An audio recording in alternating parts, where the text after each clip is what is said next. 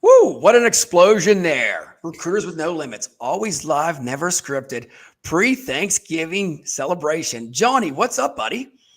Happy Thanksgiving, Richard. Good to be here. Oh, man. Hey, we got a great guest today, man. You know, this guy straight from Michigan, Tim Sackett's in the house. What's up, Timmy? You know what's funny is my buddy Chris Dunn. He always like when he'll introduce me, he'll say from Detroit, and I'm actually not from Detroit. I'm from Lansing, East Lansing area. But he's like, doesn't matter because anyone that talks about Michigan, all they know is Detroit. So we're just going to tell you everyone that you're from Detroit. Detroit, or we'll just say 8 Mile, right? Make it more realistic. Right. Well, hey, Tim, I tell you what, thanks for coming on, man. We got so much good stuff to talk about. We're all pumped up because the holiday season kicks in tomorrow. I don't know if you guys seen the poll that I put out there, a couple of polls, but people are decorating before Thanksgiving now. You know that, Tim, and John. Let me tell you what, I'm a purist.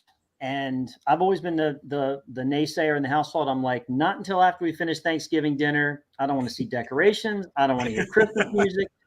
And this year, I caved. You did? My wife and my 2 daughters bowled me over, and they said, "No, we're going to decorate." So we've got decorations up, and they're cooking as we speak for Thanksgiving, and they've got Christmas music playing. So I totally lost this year. My wife knows like I hate decorations, and I hate decorations. And it always goes back to your childhood, right? It's like I had one of those moms where everything had to be perfect. Like my aunts would tease her about bringing a ruler out on her Christmas tree because everything was perfect. And so I just when I grew up, I don't want. And I married a Jewish woman, so I didn't have to worry about all the Christmas stuff. And so for like the first probably 5 years of our marriage, like we had nothing. All we would just like do the Hanukkah thing. We wouldn't have Christmas, and I'm like, oh, I love this. And then one day, my mom sends my kids a Christmas tree. And then ever since then, for the rest of our lives now, we have these stupid Christmas decorations. And my wife, they're not Christmas. My wife will set up the tree, or I have to set up the tree. She won't touch the tree. But she does Santa stuff because she's like, Santa's not about Christmas. Santa's just a Hallmark thing. And so now we do the Santa thing. But again, we don't do the decorations till after Thanksgiving. So, okay, Tim, I got to ask you, did you guys do the Elf on the Shelf or no? We did do some of that, yeah. I knew it. That is like a cult thing, isn't it? I swear. By the way, at one point, I think we had 3 Elf on the Shelves because, you put them away for the 1 year and you try to hide them so the kid doesn't know, and then you can't find it yourself. So then you go and get one. And then like in June, you like open some drawer and there's a goddamn elf. And you're like, oh, there it was, and you have all these elves. Oh, good stuff. Well, hey, Tim, let's just deep dive into this, man. You're the expert with HR and TA stuff. So just give us a little bit of background about yourself, man, and then we'll jump into all the exciting stuff. Yeah, I literally, I actually own and run the staffing company. My mother started back when I was like 8, 9 years old. Like people always say, like, how did you get into staffing? How'd you get into recruiting? And they're always like, oh, I fell into it. Like somehow, like it was the only job available, whatever. Like I always tell people I was born into it. I literally would had a single mom, would sit on the bed with no volume on the TV as she made recruiting calls. And then she would actually write addresses on envelopes and be stuffing like letters in and like checklists and all this stuff. And then my sister and I would like lick the envelopes, put the stamps on, fill them up, do all that. And she would pay us 10 cents for every stuffed envelope. And so I always tell people I got started into that. And then, so right out of college, my mom was like, hey, you should come work for us. We need like a research assistant, which was just a sourcing person at the time. And then I ended up like working my way through recruiting, blah, blah, blah. And then befriended one of my clients, which was a plant manager at General Motors, HR manager.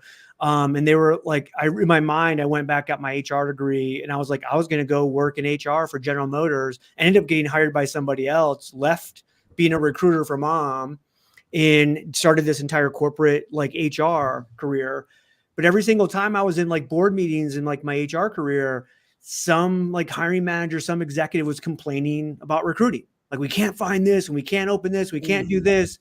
And I was always like, that's not hard. And so then they kept hiring me into recruiting. And then I would leave and go, no, I want to be in HR. And like, I was one of those weird guys that loved HR, but also loved recruiting. Eventually I was working, running TA for a large health system and got a call. Mom had a health scare. She was actually in the hospital, went over, went through all that. And she's like, look, I'm going to get out of it. I'm going to sell the company. Or do you want to come back and run it? And so I've been doing that. The crazy part is in that entire time, or that, like, I started blogging in the HR space and TA space when I was working in the corporate side of the world. And Chris Dunn found me for Fistful of Talent. And then I started my own blog, and that turned into this entire like secondary career of, writing, speaking, becoming an author, all that good stuff. Like, it's crazy how you start blogging on the internet and people think you actually know something. And you're like, any idiot can blog on the internet. Like, anybody can say anything. I always thought the funniest thing too is when they ask you to come speak. Like, hey, we love your blog. Will you come speak? And I'm like, how do you know I can speak? Maybe I can just write. Like, you don't know. Wow, like, yeah,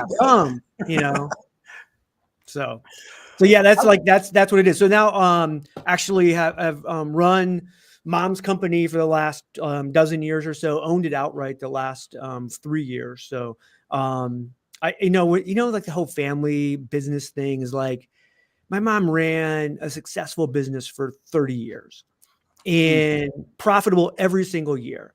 And I'm like, when you come back and do that, the only thing you can do is fuck that up. Like really, she already ran it for 30 years successfully. What can I do?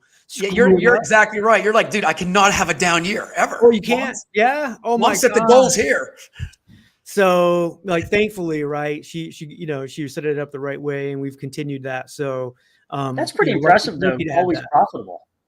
No pressure on you. Yeah, no pressure on you taking profitable year since she founded in 1979. I gotta ask you, Tim, is she one of them that, like, you just listen to her, like she's like the Lombardi, and you just said, Mom, I'm going to drink your Kool-Aid and you're being successful. Then you went off and did your own thing too. Well, you know how you're young and you never think your parents can give you advice. Both my wife and I would look at my mom and like think, oh my God, old school and blah, blah, blah. My mom was one of the first people when I was sitting in like for interviewing like recruiters. And this is like, again, female baby boomer, started her own company, successful company. And she would be in like, we always think it's like old white dudes that say this. This was my mom going, hey, I don't want to hire females, young females. Because all they're going to do is they're going to come work here. I'm going to teach them. I'm going to make them successful. Then they're going to get pregnant and leave. And I was just like, what? Like, you can't say that. Like, oh my God, Mom, you can't. It is old school. That. And she was like, in her mind, like that was just like, no, she wanted grinders and she wanted people. Yeah. And we had to like show her eventually, right? Like I have a super diverse, kind of team at this point.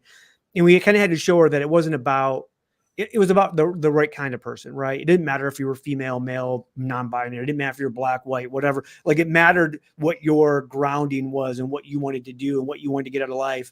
And potentially, will you get married and have kids and do all that? Yeah, maybe. But like that shouldn't be do all of that. Regardless, you can look back, you can't you can't argue, on the success she had. So, but if she's a woman-owned business entrepreneur in 1979, she was way ahead of her time. Well, no, and tech, right? And the start of all that was she actually had a girlfriend who was married to an engineering director at General Motors, at Oldsmobile at the time. And they were at a holiday party. She was just having like regular holiday cocktail party conversation. And the guy was complaining he couldn't find engineers. And she was working for a temp staffing firm at the time. And she said, I can find you engineers. And he goes, come meet me Monday. She went and met with him Monday, quit her job, started her company. Wow. That's a great story. Seriously, this is like real, dude, this is like a Hallmark movie or something ready to create. This is awesome. So I always tell people like she was the toughest negotiator I've ever been around. She also was like, when I worked for her as a recruiter, I would, back in the day, it was all like you'd have files of like all the, of the actual physical resumes of the people. You didn't have ATS systems, blah, blah, blah. And I would go to her and say, look, I called every single person in the file. Nobody wants this job. And she would literally just look at you, no sarcasm at all, and say, call them all again. And you're like, so then you're like, okay, and I go back to my office. I got to call these people. And like, they just told you no, or they just told you they didn't know anybody or whatever. But she knew like at that point you would call them with more of desperation. You'd call them with more questions. You'd ask them for help and probably somebody would help you. Right. And they did. And like, it's crazy how you go through that comparable to like now, like my recruiters have every freaking tool in the world. And I always tell them, and I've said this, when I speak on stage as well, every single day moving forward, it gets easier to find people, right? I mean, the technology gets better and actually gets easier to find people. Harder to talk them into your crappy job, crappy location, crappy pay, but it doesn't get any easier than it is today, and it will be easier tomorrow to find people. So true. 100%, man. With all this technology we're going to talk about today, seriously, even 10 years ago, I mean, the recruiting part is almost like you're just a sourcer and communicator now, you know? Yeah. It's all about the engagement. You know, to your point, you can find them. It's a matter of, okay, what compelling story are you going to tell that's going to engage them so that you can learn about, you know, what's in it for them, and then hopefully provide a solution. That's the challenge now. But no one, to my knowledge, most the recruiters that are out today they don't recruit like the three of us learned how to recruit. It's a totally different game. What you did back then, you could do it now, but you don't have to. It's a lot easier. I have a feeling, John, finding talent is easier. Like, John, I have a feeling like when people ask me what the future of recruiting is, I go, the future of recruiting is my mom in 1980, right? It's somebody that can actually get you to trust you with their career. It actually knows like going out and actually discovering like who is the best talent, not just who's the tallest of the 7 dwarfs that apply to your job today kind of thing, right? And so like I always think like if AI is doing so much of the tactical work, what we do as recruiters and sourcers, what's the real recruiting then? It's back to what we did when we started. It's back to what my mom did. Like she would be an amazing recruiter in the future when the technology supports her in a way that she could actually go have real conversations with people, build that pipeline, build those trusting relationships. And then when an opening happens, you can go and tap them on the shoulder and say, hey, we're ready for you. Let's go. You know what's funny, guys? We talk about the human connection all the time. When I started in 2012, that's what it started with. Now they're like, you got to show emotions and all this. Dude, we've been doing that. I've been doing that for years, all of us. It's like, we're not inventing anything new. It's like the high ups are like, wow, that technology is great, but we have to get back to the human connection. That's where it's all started at. Yeah. Oh, for sure. Duh. Yep. It's like, no, you think like most young recruiters now don't have conversations, right? It's all email, it's all text, it's all messaging. And to the point where the conversation point is 5 or 6, 7 minutes. And then they're completely baffled that somebody didn't show up for an interview or ghosted you. And you're like, they don't trust that you're real. You didn't give them enough of a you talk to them for 5 minutes and now they're going to drive 2 hours and show up at some company they never heard of and talk to somebody. Like, it's not real to them. Like, dude, you know what? You got to shoot the shit. I call it like that. Just shoot the shit with them. Keep it real. That's just like your mom's dad or your friend, a cocktail party, just talk. You get to know them like people, not just transactions. That's what separates the great recruiters from those that aren't having success. I remember. And we got to think real quick here, guys, that actually recruiters and job seekers are equal. Without them, we don't have a job. And I think sometimes recruiters talk down to job seekers. They're like, you need to take this job. I don't have to take shit. Yeah. Now more than ever, Richard, you and I both have talked about that. People today would rather not take a job than take a job they're not interested in. So it's all about finding out, what do you want? And can I deliver something that falls in line with that? Because they'll walk in a heartbeat, no questions asked. Yeah. It's that persona of being a career agent, right? It's like, hey, how do I get you what you want and let me be that agent for you? It's almost like a real estate agent working for someone trying to sell your house. It's like, hey, trust me with your career and I'll go sell you to the right company and for the right thing, what you want. Don't let me sell you what I already have. And it's just a different way of thinking from it. And if you're a corporate recruiter, that becomes difficult because you're like, well, I can only sell them one thing. Yep. I can only sell them this. And you're like, well, maybe, right? Maybe there's a hiring manager out there that doesn't have an opening this person wants to work for, but they have a low performer and we just haven't given them an option to upgrade or stuff like that, right? I think there's a lot of ways to kind of come across that way and be that career agent. Remember when the movie Pretty Woman came out, right? Mm-hmm. And Julia Roberts playing a prostitute, sex worker, whatever, my mom actually brought this up. We were in a meeting and she was like, she loved the movie. So she was like talking about it in our recruiting meeting and blah, blah, blah. And she's like, that's what you guys are. And we're like, we're prostitutes? And she's like, no. She's like, you're the sure thing. When we send somebody to a hiring manager and the hiring manager goes, yes, I want this person. All they want to hear is yes. And when the hiring manager says, I want to hire that person, it has to be a yes. We're the sure thing. Because too often, you would go, the person would interview, And all of a sudden there was like, well, I'm not sure, or that's not the right amount of money or sort of, and she would just get so angry if that was the case, because she's no, you have to, you have to rebut every single one of those things before, so that the only thing, when that hiring manager says, yes, I want to hire that person, that 100% of the time it's a yes from you, right? You have to be the sure thing.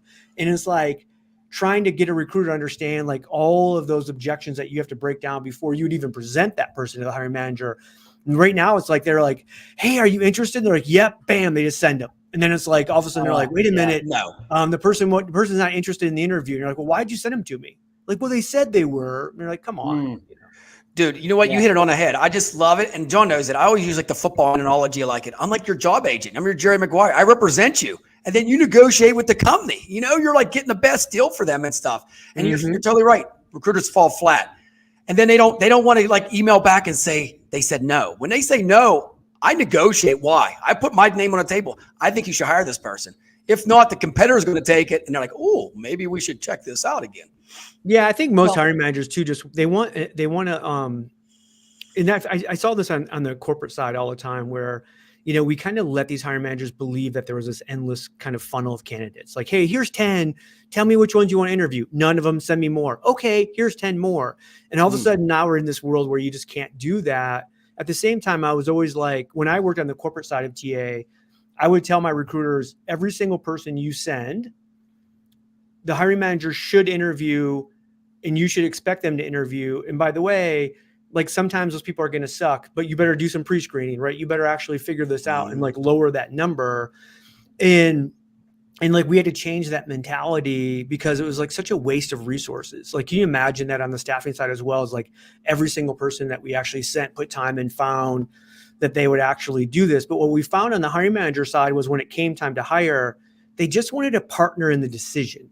Because what they knew was if it was a bad hire, it was totally on their back. And I could, like on the corporate side, especially when I was like a TA executive leader, I would just, if I had a recruiter come to me and said, hey, I can't get John to move off on this. Like he wants to see some more people. And we know we've already like showed him 15, he's interviewed 7, like it's ridiculous. I would just call him up and say, hey, what's the best one right now? Who do you have? Who are you thinking of? And like, well, I kind of like Tim, but blah, blah, blah. And I go, you know what? I like Tim as well. I'm going to put my name. I'll put my name on him. So like, if he doesn't work out, it's on my back. And he go, oh, okay, cool. All right, let's do it. Love it. It's not on my back anymore. It's on his back. It was just, they just wanted somebody to go with them and say, hey, little psychology there. Be my partner on this, right? Take the blame if it goes bad. It's like, all right. I love it, Tim. Love it, man. Okay, guys. So now we got to talk about one thing that happened this week. We all know this, ChatGPT. We're going to start about technology here. We know the shake up now. CEO went over to Microsoft.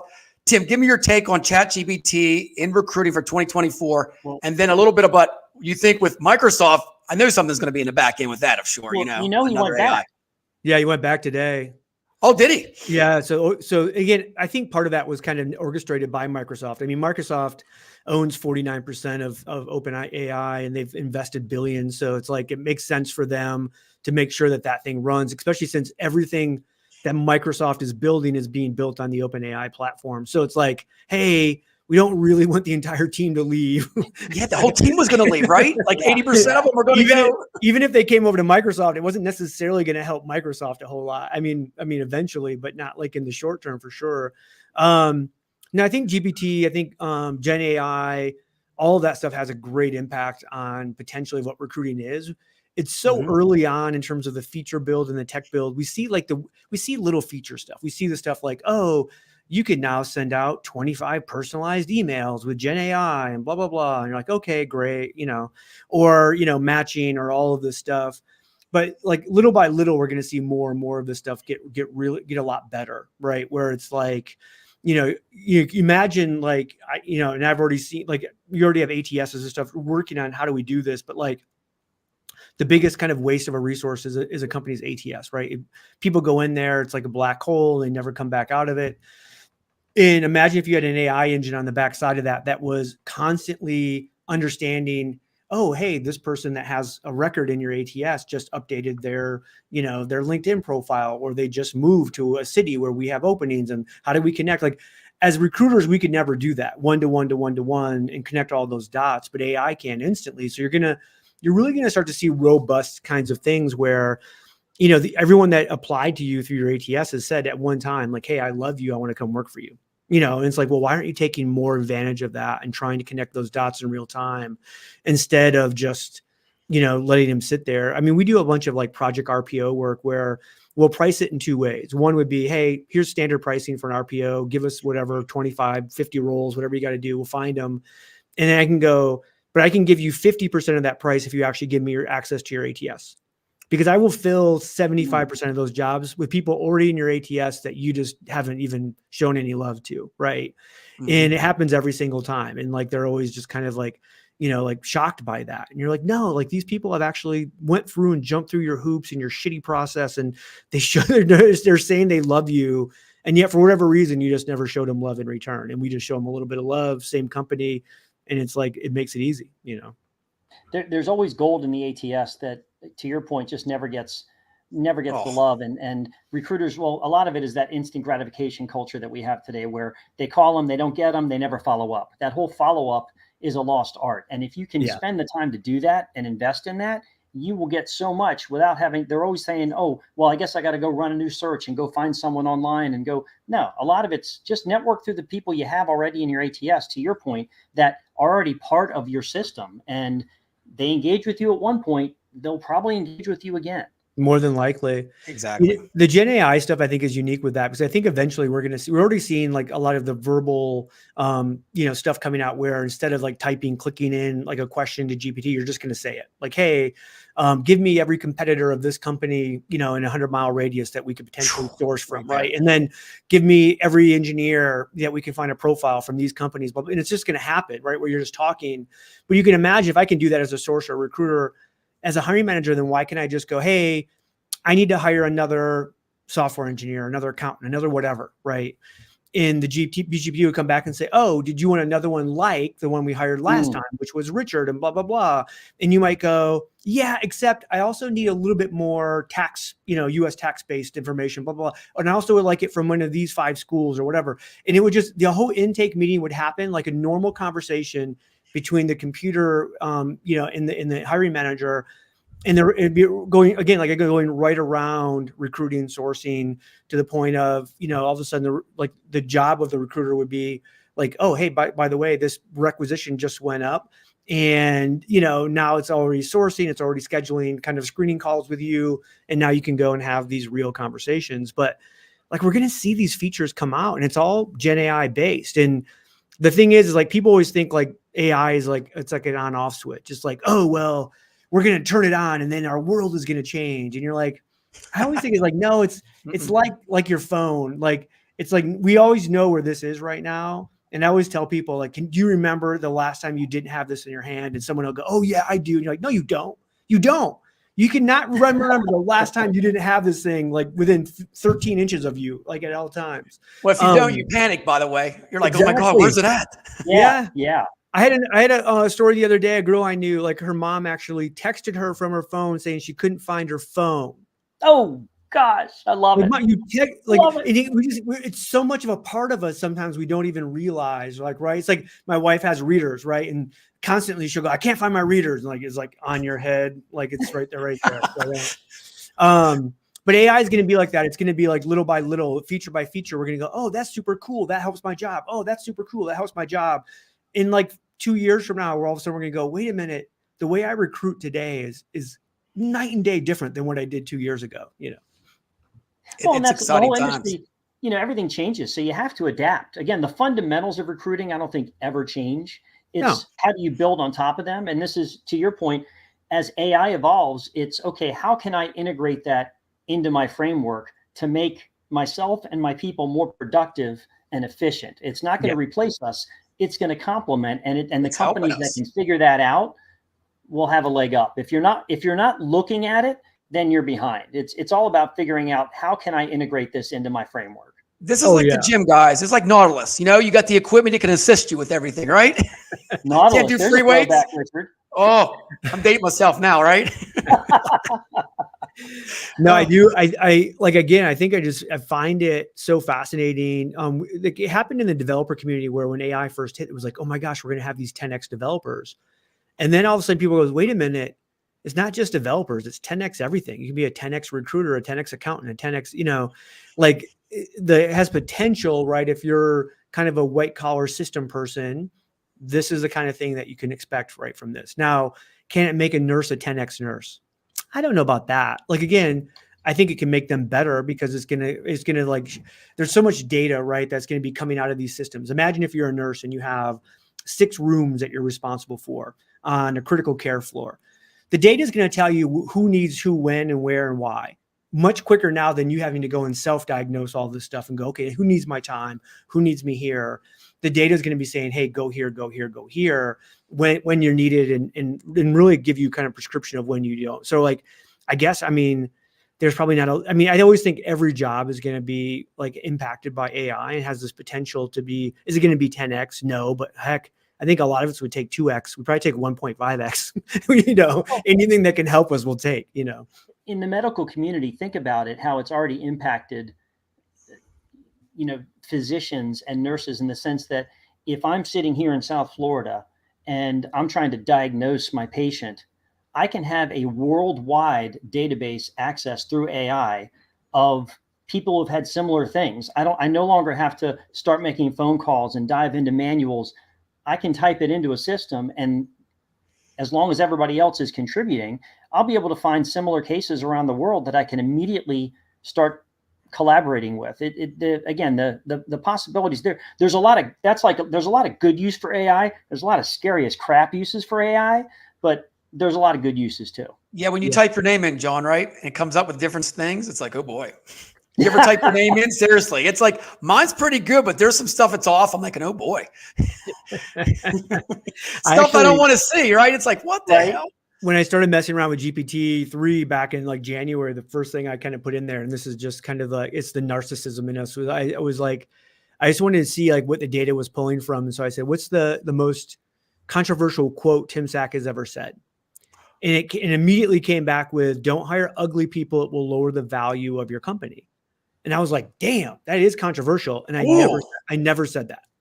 So then I said, so I go, well, where did you get the source? And it was a source to a blog I'd written like 7 years prior around pretty, because I love the pretty research that's out there about hiring pretty people. So what I had, the quote was actually hire pretty people. It will increase the value of organization. But AI, the hallucination was, hey, we'll make it more controversial by saying ugly versus pretty, right?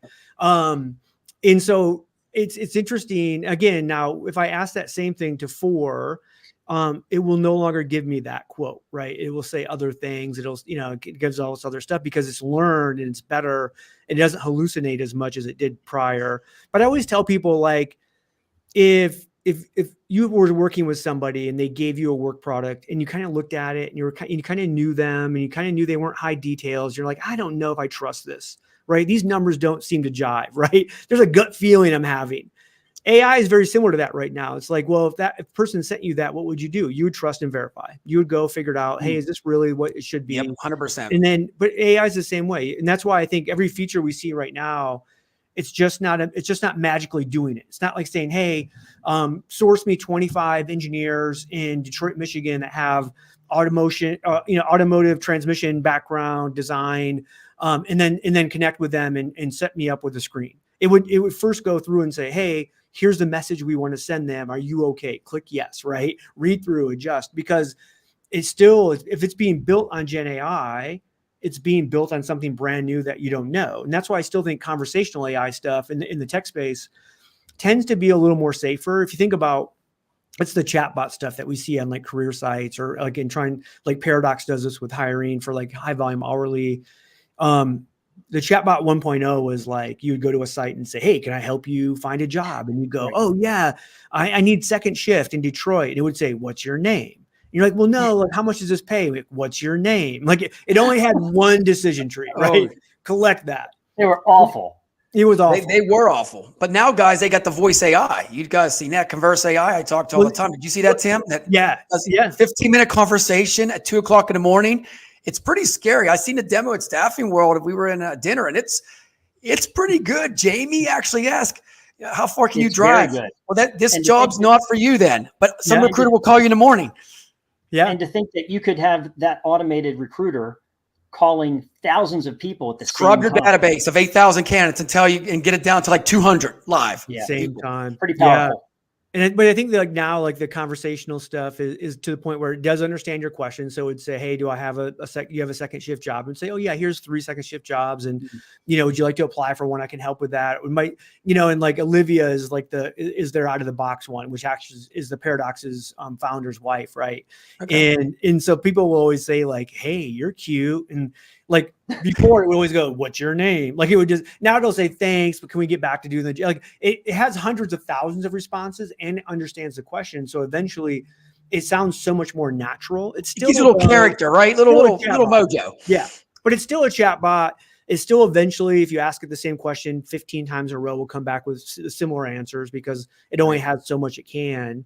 But the problem with Gen AI is, like, you just don't know, right, that what it could say. And most people just from a brand standpoint would never risk their brand with that. Now, as we start to build specific private models around this, like maybe just for hiring or just for getting somebody to apply, it would have enough bumpers and guardrails in there would say, hey, you can never say these offensive things, you can never do this. And people goes, well, but it's AI, it can do what it wants. Like, no, it's a software program.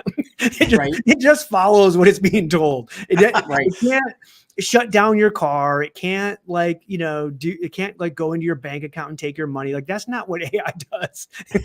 And that's what it does in the movies. That's not real. It's only as good as what you feed it. Yeah. And how you program it and what you tell it to do and not do. Like it's being told by somebody. Right. God. Goes back to that movie. What was the movie where War Games? Oh yeah. Yeah. Would you like to play a game? How about thermonuclear war? Oh, okay, great. Mine is like my example is always iRobot. Like in my mind that was AI. Like I wanted Sonny the robot. Somebody that it was smarter, better, but it was there for like your intense everything reason it was there is just to help you be better at life, right? So one of our audience, Tim, video interviews going down in the future. What do you think of video interviews in 2024? Do you think it's going to be a game changer? A lot more people's going to do that face-to-face? Yeah, we got scared because again, we go back to like when machine learning hit our industry 8 to 10 years ago, we had some bad stuff that happened. And part of that was just the learning of how algorithms and machine learning works. And so we think, the video interview system is basically only giving us white guys. It's racist. And you're like, that's not how this works. Basically, you had hiring managers that like to hire white people, and it was just giving you more white people. It was machine learning. It was learning from you guys and your decisions. But I think now we've learned to kind of change this. Like the cool thing is like a human on a video interview, I'm focusing on how you look. I'm focusing on the words you're saying. Those are 2 attributes. AI can focus on tens of thousands of attributes. It can focus on the word usage, how you use those words, the inflection in your voice, how you're looking, like your facial expression. Like it can look at so many things that people will go, oh my gosh, like that's so dangerous. And I'm like, again, I go back to like early on, it was dangerous because some bad things happened. By the way, like nobody didn't get hired or got hired based on that. It was all beta stuff that was being out there. It was just being tested. And yet we all flipped out and lost our minds. And now we have like legislation in New York and California and Illinois and all this stuff. The reality is event AI. And so I was on a panel with a Stanford professor that teaches AI. And he said, look, anytime you add human into a process, you increase bias. Anytime you add AI into a process, you decrease bias. 99% of people in our space don't believe that. They believe the exact opposite. They believe that somehow by a human being there, you actually protect the bias or from the AI from being biased. And that's exactly wrong. Right. I trust my AI way more than my hiring managers, way more than myself, because I don't even know what my own biases are. We're judgmental. I mean, we're human, right? And the AI, I can go out and audit the algorithm. I can understand by the minute what's being done. I can take a look at my full funnel and say, hey, the funnel started at 50-50 male, female. And then on by step 7, all of a sudden now we're 60-40, what's going on there and why, right? And I can learn that through the algorithm and through the technology. I can't do that, from a human standpoint. So I'm very bullish on video interviewing, stuff like that. I think where we get really nervous is when we start making selections based on that and we don't have a human in the loop. Again, in the near term, we're going to have humans in the loop. I think eventually like we're not going to have, I mean, especially in like low skill, no skill jobs. And we already see this a little bit going on, not with technology, but just with like, Amazon warehouses hire people in 18 minutes. They're not making any human decision. They're just saying, hey, you breathe, you feel, Right. you followed our simple process. Okay, great. Show up tomorrow and we'll try to see if you can work here or not. Right. I mean, I would push AI into that loop in a heartbeat and think I would actually start getting better quality people to come work for me, Yeah, good No stuff. argument. Is there anything you see out there, Tim, right now in 2024? Any other technology that's just taking off? You think it's going to jump for recruiters? I mean, we know the ATS. And one thing we got to talk about is sort of like job boards. We never talk about job boards anymore. You notice that? You don't. Yeah. So like, I'll answer your first question, which is, to me, it's the hourly recruiting space has completely changed. If you think about how we've recruited for the last like 3 decades with applicant tracking systems, every ATS was designed for white collar. It was designed for people like me and you sitting on a laptop, sitting on a desktop, and then people that were also going to apply that was in that same thing. And they were willing to jump through hoops. And then all of a sudden we go, well, wait a minute. An hourly worker who only accesses the internet from their mobile device maybe will take 3 to 5 minutes to actually answer your stupid questions. Like, what are we doing for them? And so you start to see this giant, like, we're starting to see the split of the stack and within TA going from, hey, if I hire 1,000 people a year, 100 of those are white collar and 900 of those are hourly. Why am I using just a traditional ATS? Now I might still want to use a traditional ATS for those hired, for those 100, but for these 900, I have to have a completely different flow. And we start to see this with kind of a marketing automation driven, kind of hourly recruiting software. And so it's the paradoxes, it's the work streams, it's the fountains, it's the human leads, there's a million of them, right, that are out there. And so I think that technology is amazing. And we're starting to see mass adoption of that. And then I think the sourcing technology had over the last 5 years, since it kind of came to light, people, when they first see it, they love it. They think, oh my God, this is amazing. It's like a job board of everybody in the world. And then the adoption's super low because you figure out, oh, wait a minute, you have to do real recruiting. These people have no idea who you are, right? And so I think that's what we also see, like a big AI shift is you're going to start to see these sourcing engines get a heck of a lot better adoption and use, because the AI is going to do a lot of that kind of heavy lifting of recruiting for us to get the interest going. And then recruiters can actually then go in and actually talk to people who are very interested. And that's one of the misses that software had that I think now we'll start to see really big. To your job board question, my question to Indeed at HR Tech was, who's going to take over you? We see this evolution, right? From, Monster, Career Builder, Indeed, LinkedIn, Zip, like, every 10 years, right, there's this evolution of somebody's coming in and saying, hey, I'm going to take your lunch. Is it going to be somebody like that's AI driven? Is Microsoft going to figure this out through Office with some kind of LinkedIn integration? Like, who's going to take their lunch? I don't know. Facebook? I don't, like Instagram, TikTok, like somebody's going to take their lunch. And by the way, they don't think that's going to happen. They're so confident that no one's ever going to change their business model. And I'm like, that's your problem right there. Yep. Yeah, you can't be that. You're always going to get knocked off your throne, man. Nobody thought, Monster and Career Builder thought they had the best thing in the world built. And then Indeed came along and basically took their lunch, and they're like, but they just think like, nope, no one's ever going to beat us. And I'm like, that's your problem, is you will get beat just because that's your mentality. Well, I know in the healthcare space, Vivian is that disruptor now. Vivian is taking over when it comes to healthcare. Yeah, and I think there's some blockchain stuff that's being built out there. And we because of the AI stuff, we stopped talking about blockchain. I know Workday and some other people have done some really cool stuff in that space, and there's other startups that are out there. I do think eventually, potentially, like you'll have a career portfolio on blockchain that you will take around with you. Now, again, if you're like a really crappy employee and you're not a good worker, you do not want this. If you're a really good worker, you actually think, hey, this is a huge advantage for me, right? Because I no longer have to have background checks. I don't have to have reference checks. Everything is validated from my performance to like where I work to everything. Potentially that could be really cool. So again, I don't see that happening in the next 2 to 3 years, but I think eventually the blockchain thing makes a lot of sense long term, because again, it goes back to even the data privacy stuff where you'll own your own data, right, on the blockchain, and you'll be able to validate and get this. And again, maybe LinkedIn makes this transition that way. Like, who knows? I think right now LinkedIn is, with Microsoft and OpenAI, like the all of that together, has a potential to be something that could be really big that they just haven't figured out yet. If you think of everybody who uses Microsoft Office as a potential candidate, that would be insane. Because here's the thing is, like, the AI will actually know that you're kind of disenchanted with your job based on all of your emails that you're going and having, based on things you're doing, and it can also then go and like click you together with something else or someone else or another job in your own company. Like on the 30th every month, Tim, it'll say, "Are you happy with your job?" And it'll say, "Here's another job. Here we come." That's a wild. I kind of like that. So yeah, again, I think there's a lot of cool stuff out there. I think everyone wants to know, like, what's the next greatest thing happening in AI, and most of us don't know because it's still being developed. It just takes a long time for this stuff to get developed.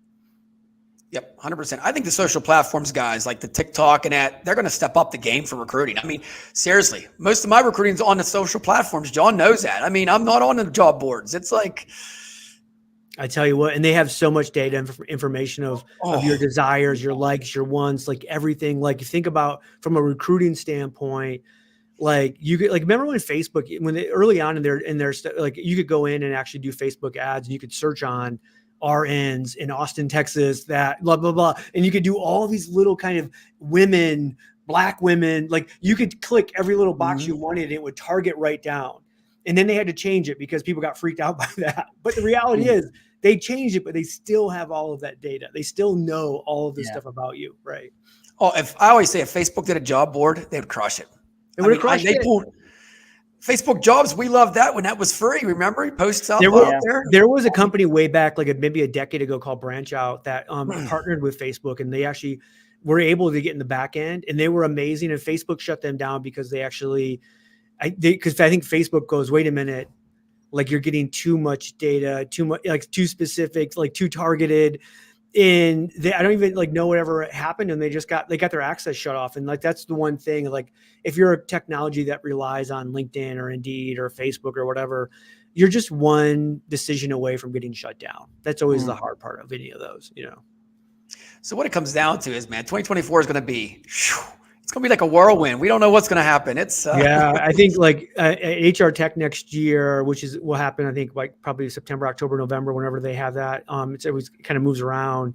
You're going to see massive announcements and change. It's probably going to be one of the bigger ones out there from what's going on, and not just from like recruiting, like the HR space too. Like I always tell people, like imagine like HR self-service right now. Somebody you're at a company and you call HR because you want to know how much PTO hours you have. And they'll go, "Oh, you have 50. You're like, "Okay, thanks, bam, hang up." And the HR actually like checks the box as that was a successful outcome for HR service, right? Now, why does somebody ask for PTO? Maybe they want to take vacation. Maybe they want to cash out. Maybe they have a sick one at home that they need to take care of. They need to take time off for that. Like there's so many reasons that AI would jump in and say, "Oh, Tim, like, are you going to vacation?" I'm like, "Yeah, like my family and I are going down to Disney." Like, and they're like, "Oh, have you found a sitter for your dogs?" Because the AI knows you have dogs because it reads your email. Like all this shit that happens. Like, did you know we have a 20% corporate discount at Marriott? We could book that hotel for you. And all of a sudden, what success is redefined when it comes to like HR self-service or any of that stuff, right? If you're a candidate, now you can maybe get into an ATS and go, "Oh, it looks like I got moved to another status." Instead of like being able to ask a question and go, "Hey, I see that I'm in interview status, but I haven't gotten anything around, scheduling this interview," and go, "Oh, we can schedule that for you right now. Let's do this." Right. And like the AI would just take over and do that stuff. Like we're going to see all this stuff kind of come out. Again, the question is how fast it can actually get, that's kind of cool for engagement. You guys got to realize, I mean, seriously, you're going to feel love for the company. You're going to stay with the company. This is great. Oh my gosh. Like the crappy email, like it happens 6 months after you applied because they finally just decided to close the thing. And it said, "Thanks, but no thanks," like disposition email. Like, no, like they should actually be like sending you personalized emails throughout the thing saying, "Hey, I know it's been 5 days since you applied. And I know that seems like a long time. Our hiring manager actually to be on vacation. So if you give us another 5 days, we'll get back to you." And as a recruiter, you wouldn't even have to like click to send that. It would just go. It would just improve that whole candidate too much experience. time, right? The other thing I like is when like somebody applies to a job, think about the psychology of when they get an immediate response, they know that's technology because it's too fast. A human wouldn't do that. But AI would go, well, what if I send it back like an hour and 13 minutes later? Now the person goes, oh gosh, they took a little time. They actually looked at this and it was so short a time that I know they're excited about me, you know, because it didn't happen immediately, but it happened pretty quick, but quick enough that a human would actually. So there's all this psychology aspect of this too, that I think, and it's all marketing based, psychology based, where the AI will help us get more of you know, it'll make it more sticky, I think, for candidates and recruiters. AI, all about love. That's what it's going to be about. Loving everybody in 2024. I'm so hopeful for it. I think I'm one of the few that don't think it's going to like, you know, end the world, I guess. Me and, you know, I guess OpenAI's new CEO for, you know, that left after 3 days and came back. We'll see if he changes his mind on if AI is going to end the world or not. So depends on who you talk to and which talk show you watch. Yep.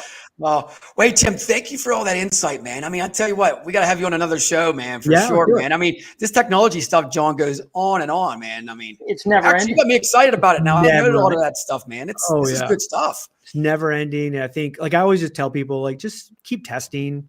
Some stuff's going to work for you, some won't. A/B test the crap out of it. Never think, especially in our space. I mean, all of us have been around long enough where we've seen this evolution of automation just continue to happen and happen and happen. And if you didn't jump on board, you know, you're no longer working in the space, you know. Okay, Tim. So I got to ask you this, man. Tell everybody out there, AI is not going to take the recruiting job, is it? Oh, it's going to take a lot of recruiting jobs. If you're bad, right? Yeah. No, I mean, it's going to take a lot. If you're the tactical part of recruiting, like if you're a corporate recruiter who just wants to move candidates through a process, your job is gone within 12 months. And that's just reality. Yes. Like, but if you really want to recruit and you really want to build pipelines of talent, you really want to understand who's the best person for a job in your market, that recruiter is always going to have a job. Yep. So embrace it and learn it. Yeah. And don't be scared of it. And don't fight it, because if you fight AI, it's going to knock you out. When I say it's going to take their job. And I'm like, when the steam engine was created, it took a hell of a lot of jobs. It also created a lot of jobs. Like, that's the thing is with AI. The AI is going to create exponentially more jobs than it takes. Sure. But it's going to get rid of a lot of old jobs that are just tactical in nature. Like, that's what it's for, you know. Sweet. All right, guys, you ready for a little Thanksgiving fun before we wrap it up, man? Let's do it. Absolutely. All right. So, okay, first off, it's Thanksgiving. I did a poll on this, and I didn't believe how many people like different kind of pies. So we'll start with Tim first. Favorite pie, man, Thanksgiving time?